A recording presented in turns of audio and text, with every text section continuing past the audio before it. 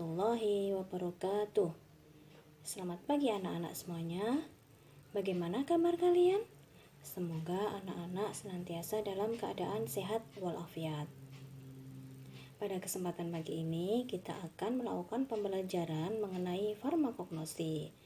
Tapi sebelum kita lanjut, Ibu akan memberikan pesan kepada anak-anakku semuanya untuk selalu patuh terhadap protokol kesehatan. Karena kita masih berada dalam masa pandemi COVID-19. Pasti kalian semuanya sudah paham ya dengan pandemi ini, di mana kalian harus selalu menggunakan masker, kemudian rajin mencuci tangan atau menggunakan hand sanitizer, kemudian selalu menjaga jarak dimanapun berada, terutama di lingkungan umum ya, di lingkungan yang banyak orang itu harus selalu menjaga jarak. Kemudian selalu makan makanan yang bergizi, teratur, dan cukup untuk istirahat. Nah, kemudian Ibu lanjutkan sebelum kita masuk ke pembelajaran. Marilah kita mulai dahulu pembelajaran ini dengan berdoa sesuai dengan keyakinan kita masing-masing. Kita selipkan dalam doa itu supaya pandemi ini segera berakhir sehingga kita dapat melakukan pembelajaran secara langsung di sekolah. Nah, sebelum kita mulai, mari kita berdoa sesuai dengan keyakinan kita. Berdoa dimulai. Berdoa selesai. Untuk pembelajaran kali ini kita akan masuk ke tema Simplicia apa? Simplicia amylum. Apa itu Simplicia amylum?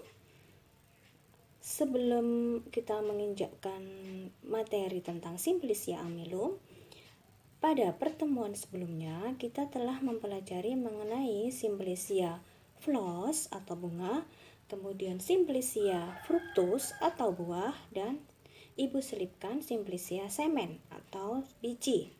Nah, sekarang untuk pertemuan saat ini kita akan mempelajari mengenai Simplicia tepung atau amylum. Silakan kalian perhatikan slide PowerPoint yang Ibu berikan dan diperhatikan satu persatu. Jika ada pertanyaan, silahkan ditulis di kolom komentar. Oh ya, Ibu sampaikan juga untuk presensi silahkan menulis nama kalian, nomor absen kalian.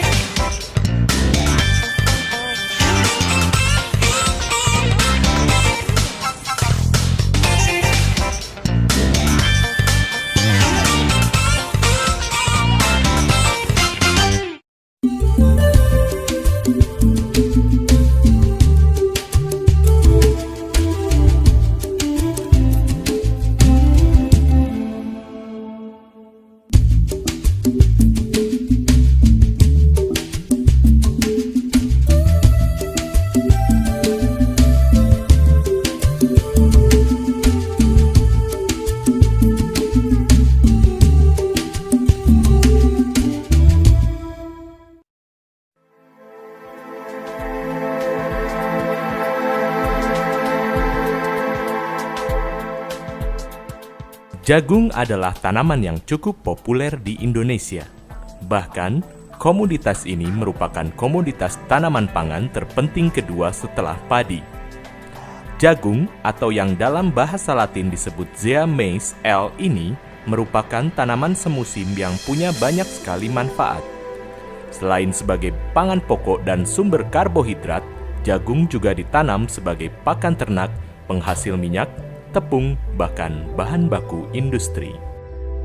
Di Indonesia, penghasil jagung terbesar terletak di Provinsi Jawa Timur dengan hasil 5,7 ton per tahun. Sisanya tersebar di Provinsi Jawa Tengah, Jawa Barat, Sumatera Utara, dan Sulawesi Selatan dengan total produksi sebanyak 18,7 ton per tahun. Jagung memegang peranan penting dalam pengembangan diversifikasi pangan di Indonesia. Kandungan karbohidrat jagung mencapai 80% dari bahan kering biji dan bagian yang dapat dikonsumsi dari jagung mencapai 90%. Jagung mengandung karbohidrat, kalori, protein, lemak, kalsium, vitamin A, vitamin B1, dan air. Panen jagung dapat dilakukan setelah klobot telah mengering dan berwarna kecoklatan. Biji juga harus sudah mengeras dan pangkal biji mulai membentuk lapisan hitam minimal 50% di setiap barisan biji. Semua tongkol jagung yang telah diseleksi kemudian dijemur di lantai jemur hingga kering dan kadar airnya berkurang.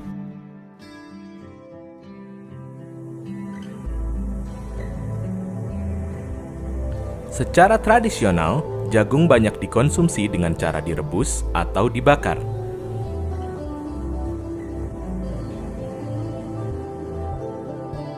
Pada pengolahan tradisional lain, jagung juga dibuat menjadi marning, cemilan gurih yang dibuat melalui proses pengukusan dan penggorengan.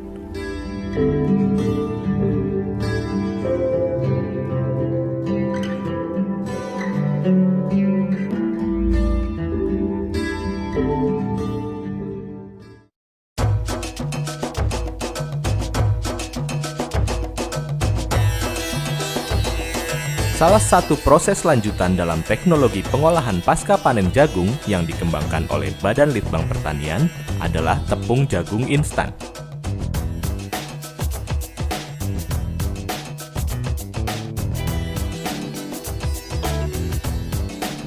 Tepung jagung instan adalah salah satu cara pengawetan jagung yang diperoleh melalui proses pemberondongan.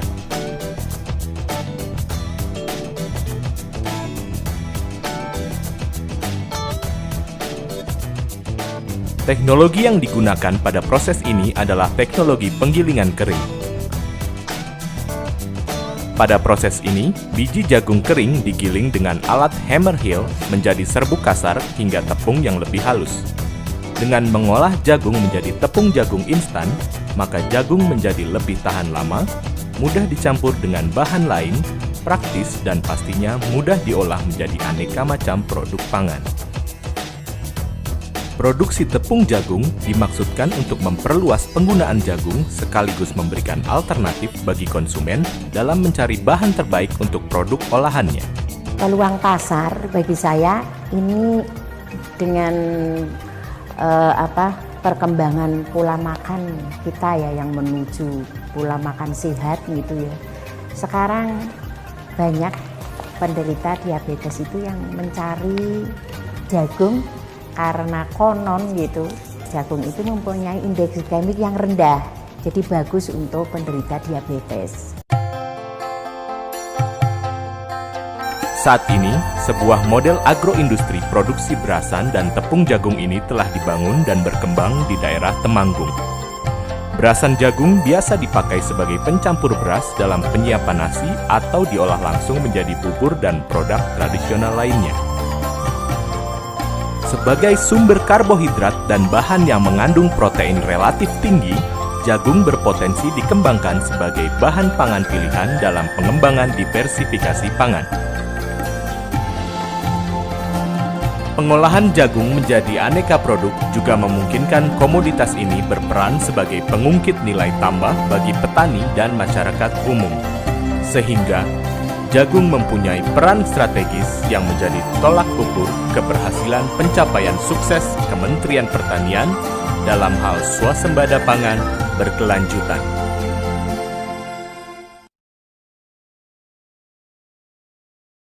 Setelah anak-anak mengamati video penayangan pembuatan tepung jagung atau disebut dengan amylum zeamice, maka ada tugas dari ibu yaitu meresum video penayangan tadi atau menulis kembali video penayangan tentang amylum zeamice. Video tadi bisa terdiri dari taksonomi, pemanenan, hingga manfaat-manfaat yang ada di dalam tepung jagung. Semuanya ada pada video penayangan tepung jagung tadi. Ditulis pada buku tulis, kemudian difoto dan dikirimkan melalui email atau WhatsApp. Pengumpulan paling lambat hari Selasa, tanggal 27 Oktober, pukul 24 waktu Indonesia Barat, atau pukul 12 malam hari ini. Jika dari kalian ada yang berhalangan untuk mengerjakan dikarenakan suatu hal, maka bisa langsung menghubungi ibu untuk meminta keringanan pengumpulan tugas. Demikian tugas dari ibu untuk pertemuan hari ini. Dan sebelum ibu tutup untuk pertemuan kali ini, ibu ingatkan kembali untuk kalian anak-anakku, selalu menjaga kesehatan, tidur yang cukup atau istirahat yang cukup, dan jika kalian keluar rumah selalu patuhi protokol kesehatan. Di antaranya selalu memakai masker, kemudian selalu mencuci tangan menggunakan sabun atau dengan hand sanitizer setelah melakukan segala aktivitas. Kemudian hindari kerumunan atau selalu menjaga jarak. Demikian pertemuan kali ini. Sebelum ibu tutup, mari kita berdoa supaya kita selalu dijaga kesehatan oleh Tuhan Yang Maha Kuasa dan dihindari dari virus COVID-19. Berdoa dimulai. Berdoa selesai, ibu akhiri. Wassalamualaikum warahmatullahi wabarakatuh.